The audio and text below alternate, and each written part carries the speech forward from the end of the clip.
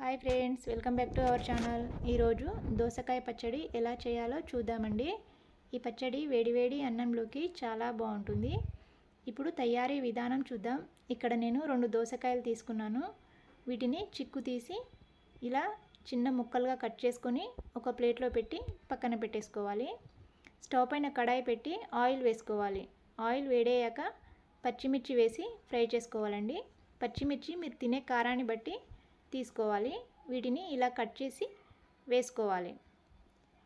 ఇలా వేసిన తర్వాత పచ్చిమిర్చిని బాగా ఫ్రై చేసుకోవాలండి. ఈ విధంగా ఫ్రై అయితే సరిపోతుంది. ఇలా ఫ్రై అయిన తర్వాత వీటిని ఒక ప్లేట్లోకి తీసుకొని పక్కన పెట్టేసుకోవాలి.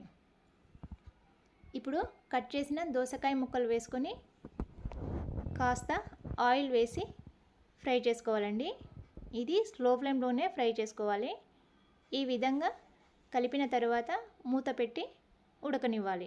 దీన్ని మధ్య మధ్యలో అడుగంటకుండా కలుపుకుంటూ ఫ్రై చేసుకోవాలండి.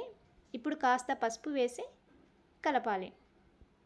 ఇలా అంతా కలిపిన తర్వాత మూత పెట్టి ఉడకనివ్వాలి. చూడండి, దోసకాయలు బాగా ఉడికాయి. ఒకటి కట్ చేసి చూపిస్తున్నాను. ఈ విధంగా ఉడికితే సరిపోతుంది. ఇప్పుడు స్టవ్ ఆఫ్ చేసుకొని ఇవి చల్లారనివ్వాలి. ఆ దోసకాయలు చల్లారేలోపు మనము ముందుగా ఫ్రై చేసిన పచ్చిమిర్చిని ఒక మిక్సీ గిన్నెలో వేసి, అలాగే 1 టీ స్పూన్ జీలకర్ర, 4-5 వెల్లుల్లి, రుచికి సరిపడ ఉప్పు వేసి వీటిని మెత్తగా మిక్సీ పట్టాలి. ఈ విధంగా మిక్సీ పడితే సరిపోతుందండి. ఇప్పుడు చల్లారిన దోసకాయలు వేసుకోవాలి. మీరు ఈ దోసకాయ పచ్చడిని రోట్లో నూరుకున్నా కూడా రుచి చాలా బాగుంటుంది. ఇప్పుడు వీటిని మిక్సీ పట్టాలండి. మరీ మెత్తగా మిక్సీ పట్టకూడదు. కాస్త కచ్చాపచ్చగా మిక్సీ పట్టుకుంటే ఈ పచ్చడి చాలా బాగుంటుంది. ఇలా మిక్సీ పట్టిన తర్వాత దీన్ని ఒక గిన్నెలోకి వేసుకోవాలి.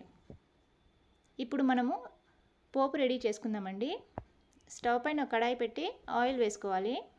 ఆయిల్ వేడయ్యాక ఆవాలు, జీలకర్ర, మినపప్పు, శనగపప్పు వేసి అవి కాస్త ఫ్రై అయిన తర్వాత 2 ఎండుమిర్చి వేసి ఫ్రై చేసుకోవాలి.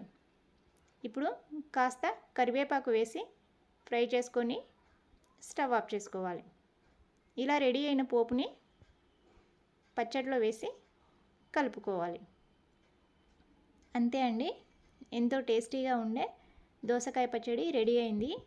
చూడండి, చూడడానికి ఎంత కలర్ఫుల్గా ఉందో, రుచి కూడా అంతే బాగుంటుంది. ఇది వేడివేడి అన్నంలోకి కాస్త నెయ్యి వేసుకొని ఈ పచ్చడి వేసుకొని తింటే టేస్ట్ చాలా బాగుంటుందండి.